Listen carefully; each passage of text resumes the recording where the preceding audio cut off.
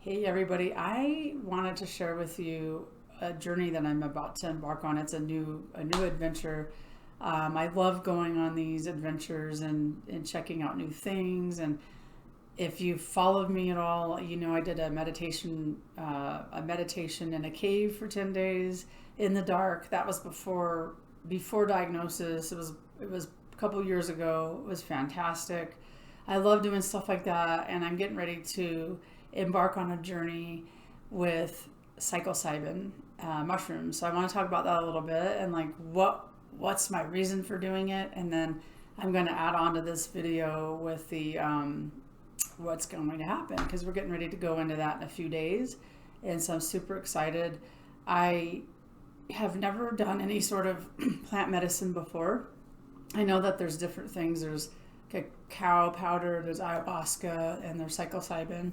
I'm going to be doing psilocybin. There is another plant medicine retreat that I would want to do, which does both, which does cacao powder, I guess. And I heard it tastes gross, but I don't know. I'm willing to try it.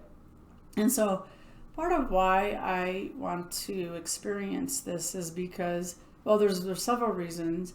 When I was doing counseling, I'm actually a licensed psychotherapist in Colorado. I am not practicing currently. I am, because of everything that's happened, I've just pretty much let that go, and I'm embarking on a different journey, and it's been actually fantastic. It was difficult to let it go, but it's been really good to get back to myself and like what it is, what I'm called to do here. So I have had several patients or clients that have experienced psychedelics or psilocybin and have had profound effects. And to the point where I remember working with a client who he was super depressed, and he didn't do it like in a ceremonial place, which I don't recommend that, like street, off on the street somewhere nobody's really helping you. And I know that we are going in this direction where more psychotherapists are administering like ketamine and psilocybin and different things like that. And so when he did this thing on the street, which I don't recommend. However, when he came back in to see me, he's a completely different person, and his depression symptoms have pretty much alleviated, and he was able to have this profound experience. And I will never forget that because it was such a huge shift, and it was a huge shift fast. Anyway, he was just like, I just can't express enough how different it was and how excited I was for him.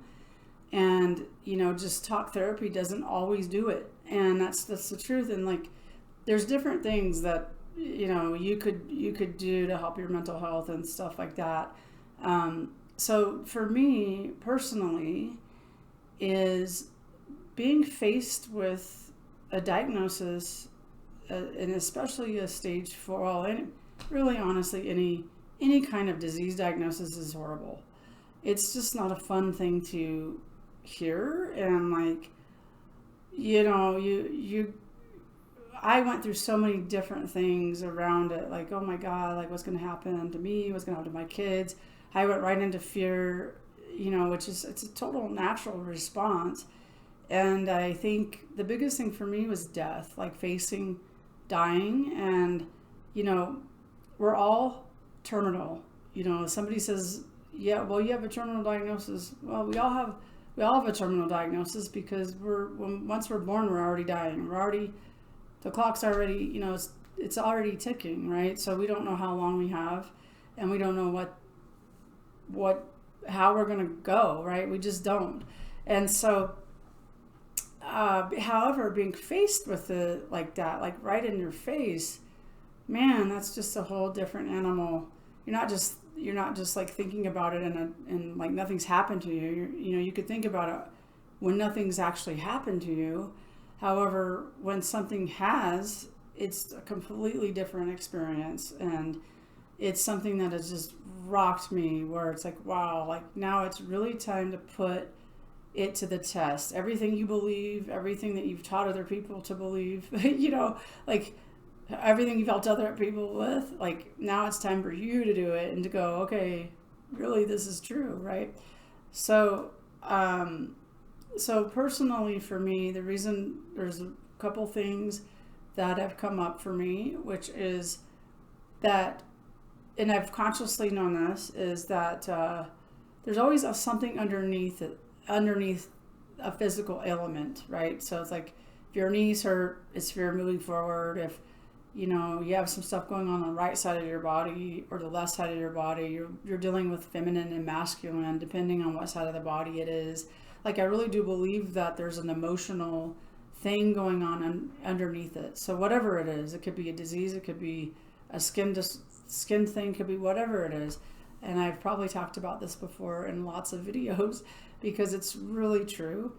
And so I started to really look at, okay, well, it's breast cancer, so breast is nurture, and looking underneath that, like, okay, what's not been nurtured in me, and just diving more into that. And so I wanted to do this journey with the psilocybin, number one, because I really want to see what happens. And I want to experience it because I've heard nothing but good things. And again, I know that we're moving more into that space where more and more people are doing this to help anxiety and depression.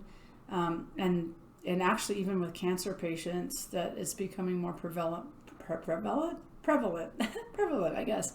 And so I'm getting ready to embark on that. And so I just wanted to talk about why I'm doing it.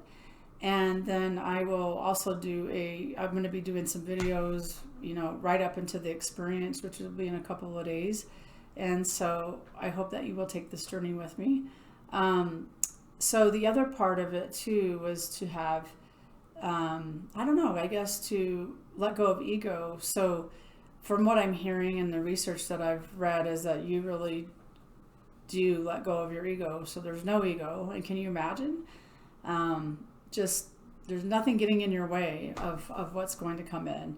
And so it's just diving deeper into that part. And anyway, so I'm super excited about it. And so I hope you will come on this journey and see what happens. Here we go.